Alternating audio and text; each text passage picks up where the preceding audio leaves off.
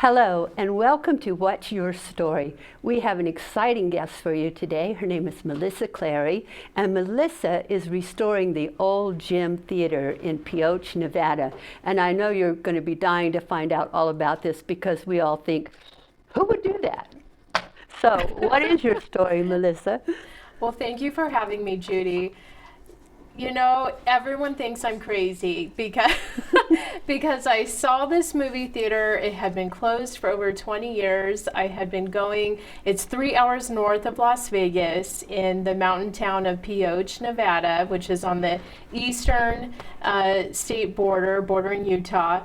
And I had been going to Great Basin National Park and all of the lovely state parks we have in Lincoln County out there. Because you're a hiker, right? Yes, I love the outdoors, and that's where you gotta go if you want to be outdoors and not run into too many people.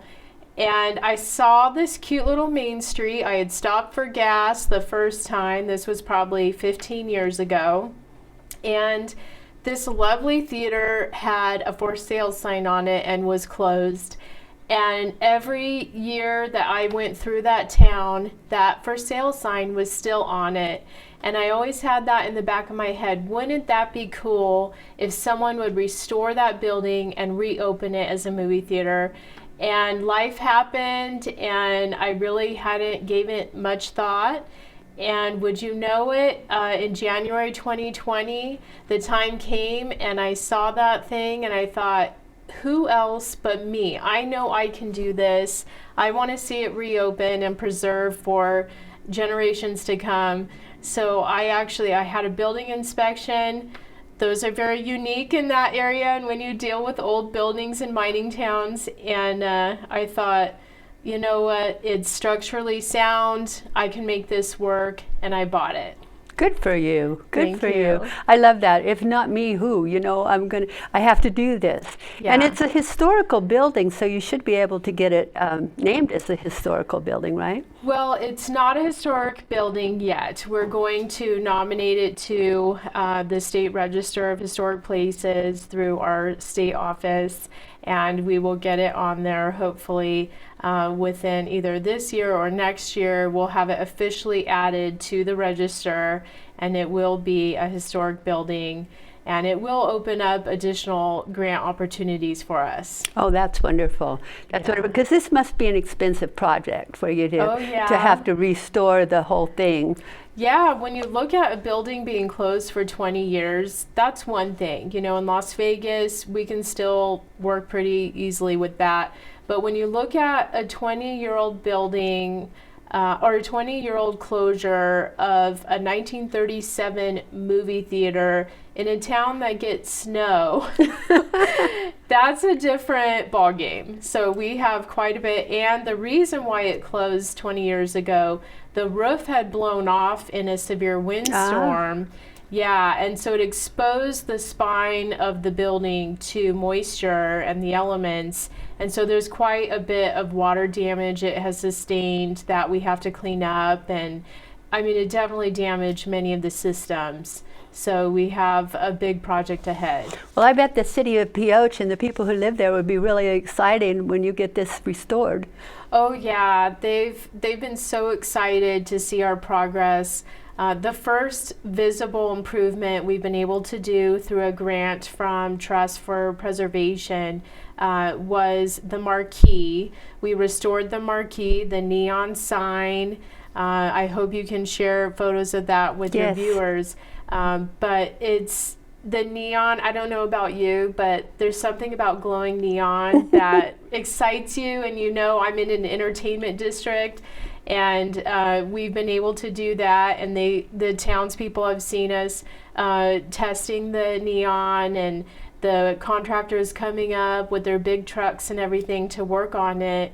And so every time they're there, everyone slows down and people come and talk to me. And it's really gotten people out of the woodwork to talk about it, because everyone has memories of attending a movie theater, a movie there. And, you know, people's first kiss, or the person that ended up becoming their spouse. You know, they would attend movies with these people as teenagers and children. So we get to hear a lot of those fun memories as we're working on the building. Oh, that's a wonderful thing. Be nice to collect those memories and do some kind of a display of those letters from people that say, here's what I remember. You know, that would be something really, really fun to do.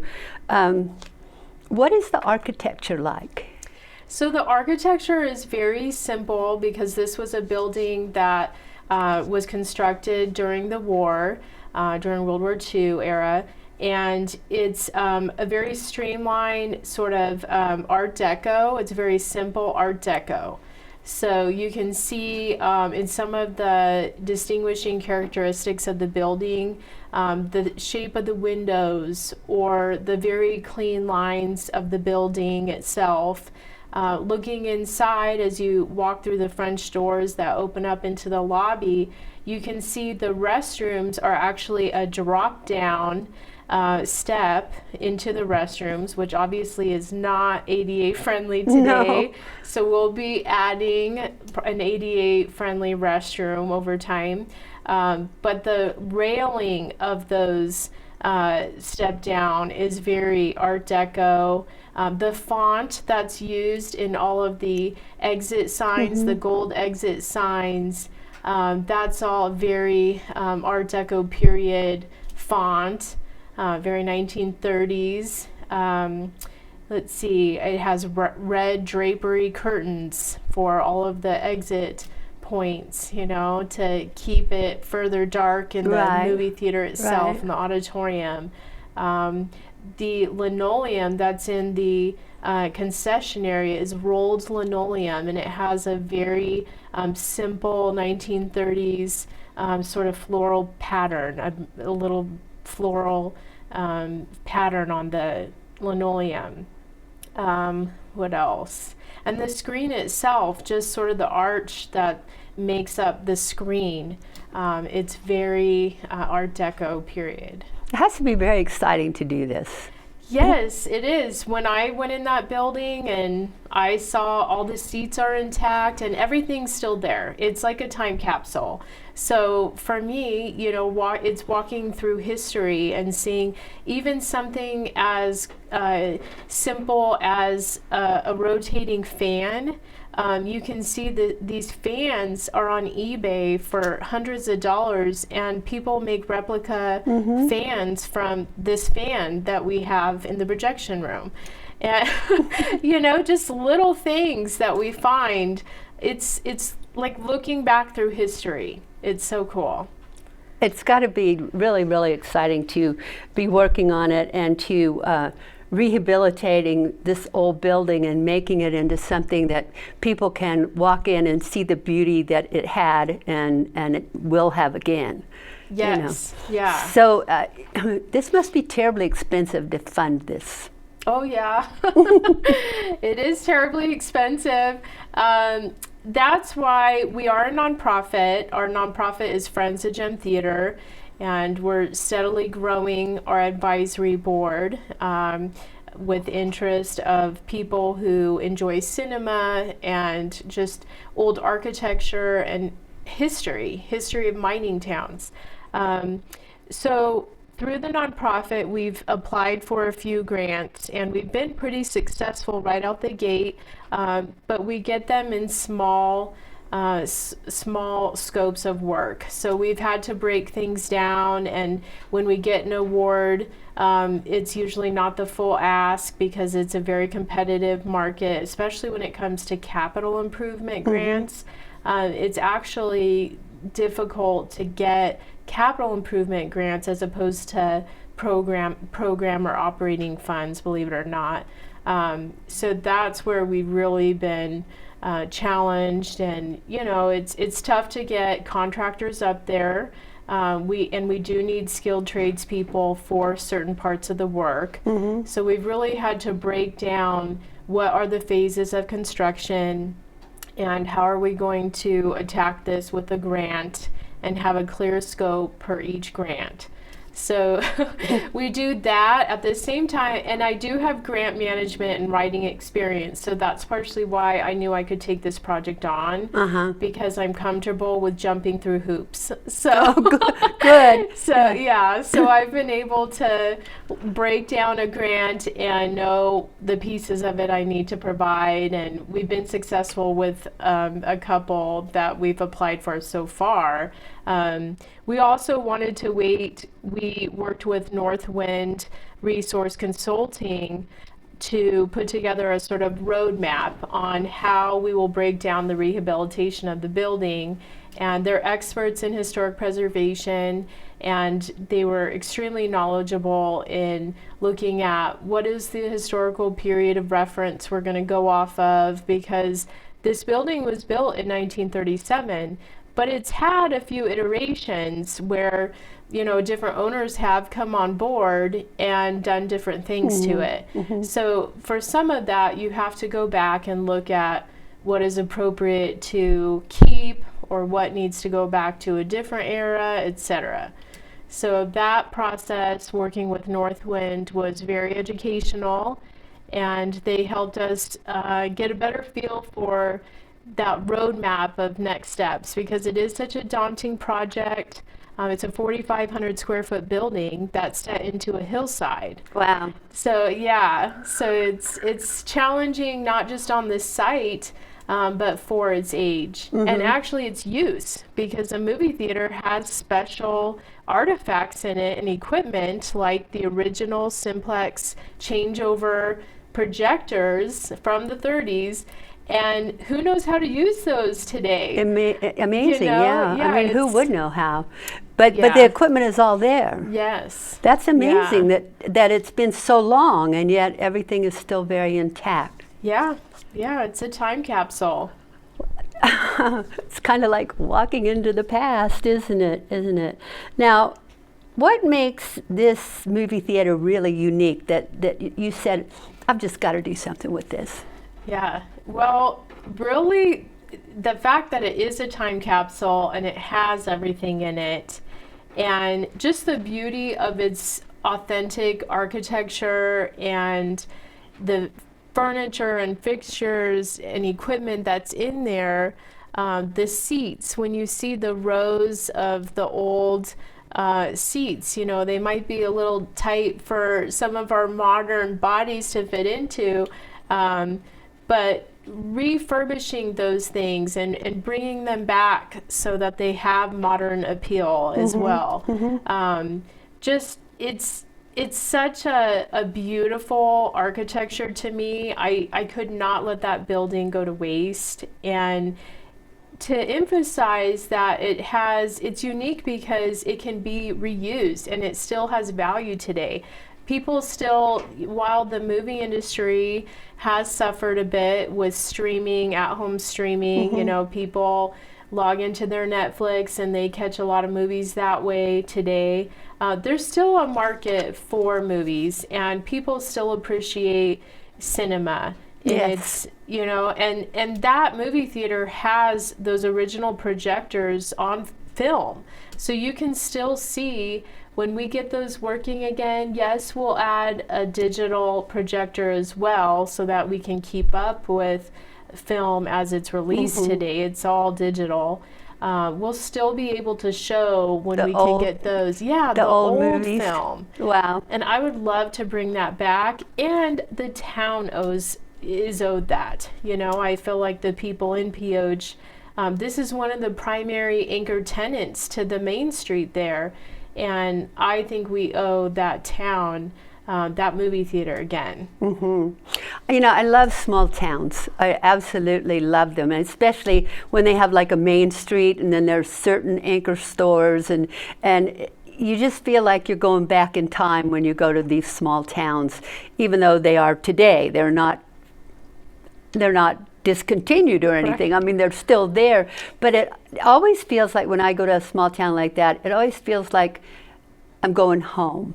And I think I remember, because I grew up in a small town, we used to walk 12 blocks to town and go to the movie, and it was like 35 cents at the time, and afterwards we'd go to the drugstore and have snacks and things. And I think a lot of people remember those kinds of things, and when you have this open and ready to go, people are going to come not just from Pioche, but from all around to see it. I'm positive.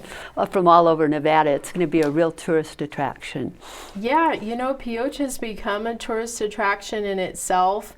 We remind people this is a living ghost town, you know. It's not just yesteryear. People actually live there. There's about 1,000 people from the last census. I think we're slightly over that at this census. But people love it there. There's businesses opening up. You know, we had several come online on that main street during the pandemic, believe it or not. People wanted to give back to the community and open businesses, and I know they want to see that movie theater open. So we're doing our best. Well, I think it's a wonderful project. Now, you live in Las Vegas, and Pioche is like 3 hours away. What made you? How did you discover this place? Really through my travels. I love road trips. I love exploring the unknown or what I haven't seen before. And I love the great outdoors. So naturally, when you love the outdoors and history and just the early history of mining in this state, you gravitate towards that area of the state where a lot of early mining occurred. I'm actually appointed to the state's Mining and Oversight and Accountability Commission by the governor.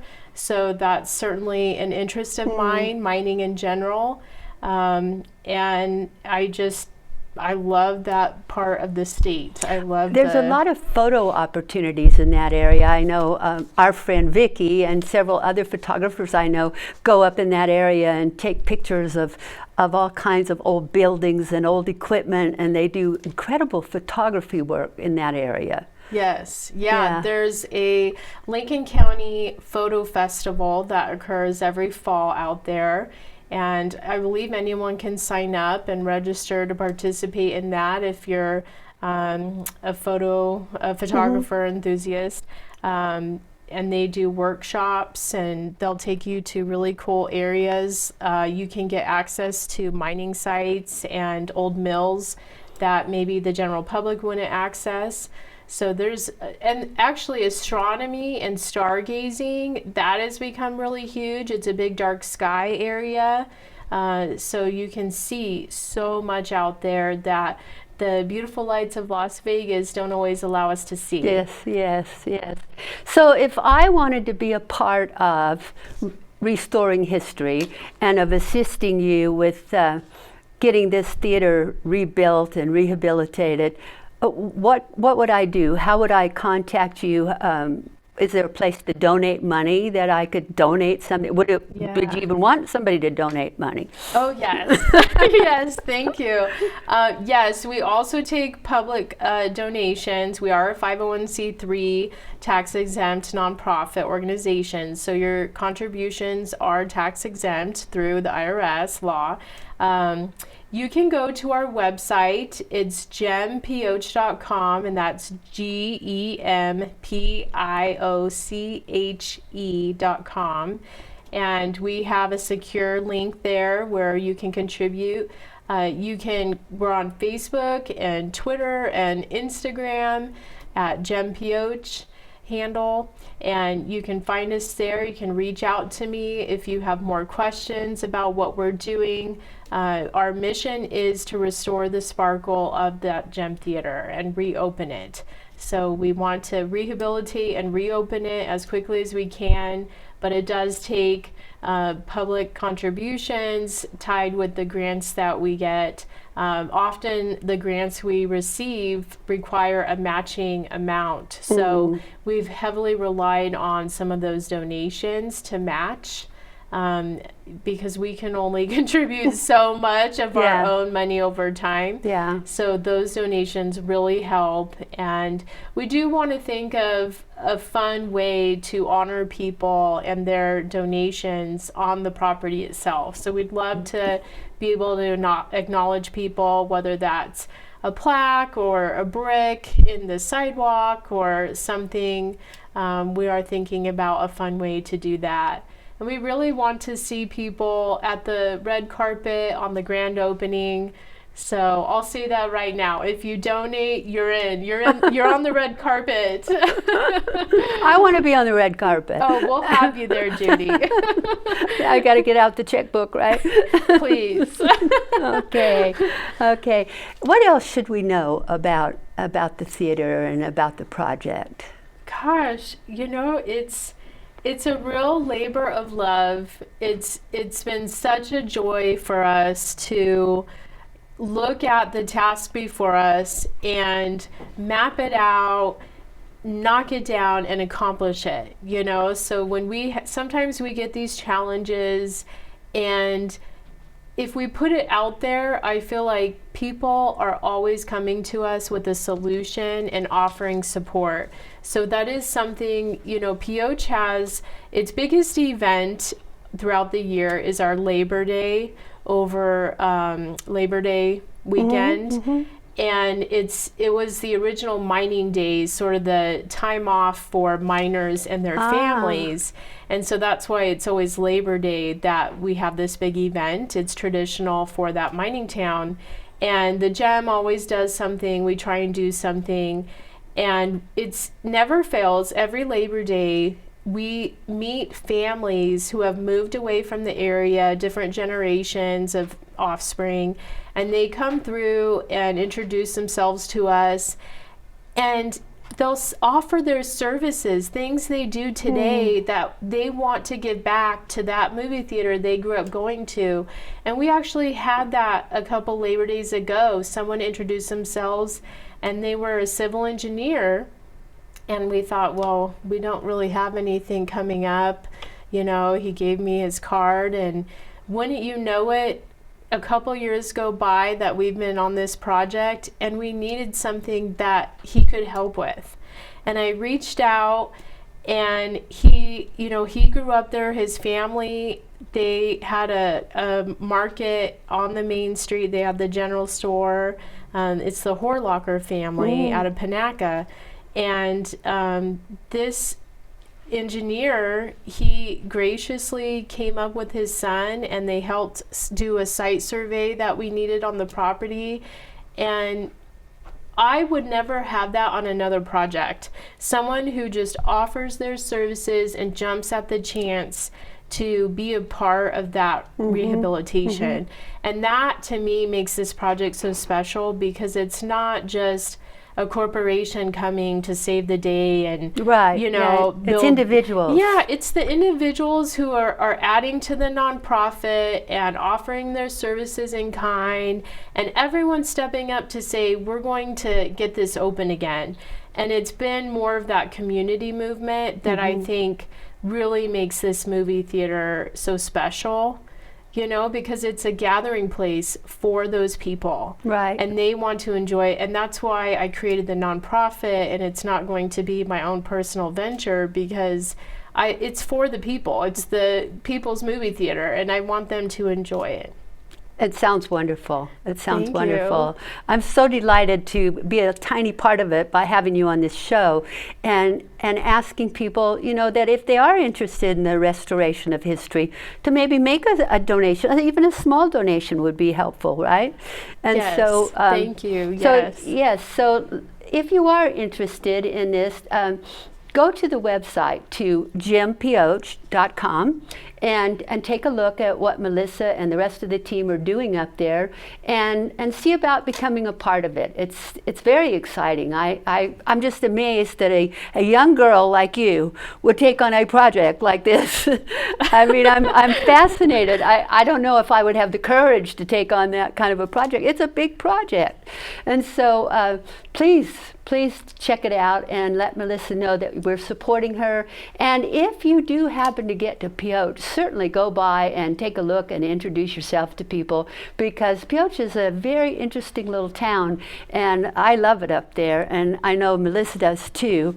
And so join us there. And thank you for joining us here today. Thank you for being here at What's Your Story. And you definitely have an interesting story, and we want to have you back in about a year and see what progress has been made. Would you do that? Yeah, challenge taken. Yes. Okay, great. Thank you for joining us.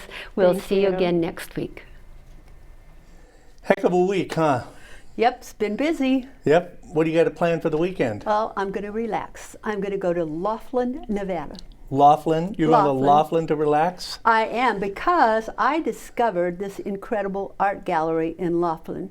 An art gallery in Laughlin. Yes, no one would suspect that there's one of the best art galleries on the West Coast, right in Laughlin, Nevada. No kidding. Yeah, it's the Florida Greco Fine Art Gallery.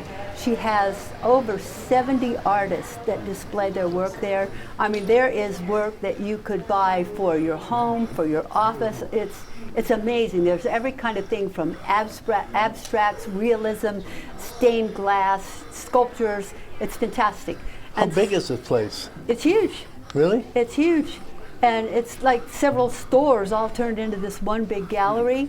Wow. And now I am going to be displaying my art, because I got so excited about it that I wanted to know how I could be included, and she made me show her what I'd done, because Right. she only takes what she considers to be the best artist. So I showed her my work, and she said, of course. So now I have one wall about 10 feet with all these paintings hanging there. Wow. And I'm excited to have my art as a part of the other quality artists that are there.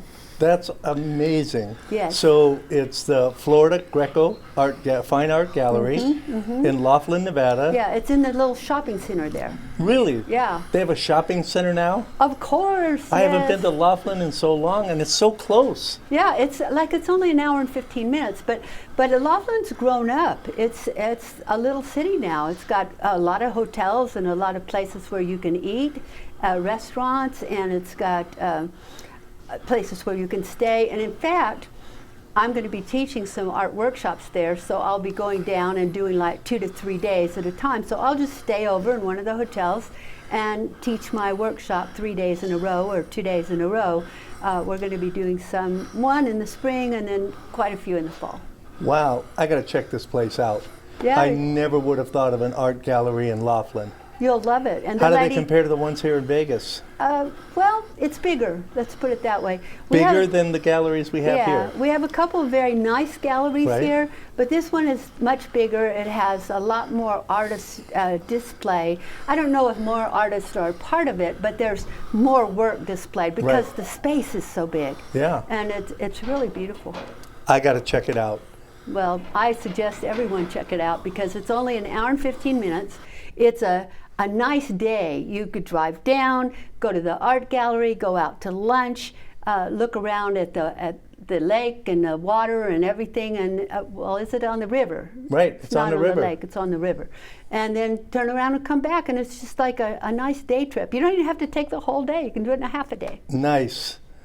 Well, you heard that. Check it out. Florida, the Greco Fine Art Gallery in Laughlin, Nevada.